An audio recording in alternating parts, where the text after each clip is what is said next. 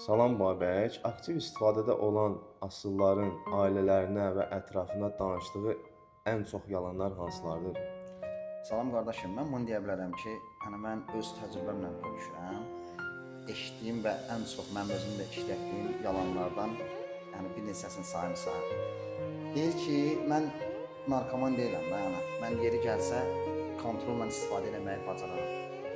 Mən əgər gördüm ki, vəziyyət məndə pisdir, evimdən xahiş edəcəm, evdə biraz detoks olunacaq. Bununla da mən vəziyyətdən çıxdımsa, fiziki ağrım düzəldirsə, onlar başında elə qrup quraşdırırlar ki, bir dənə problem bunların fiziki ağrılardır.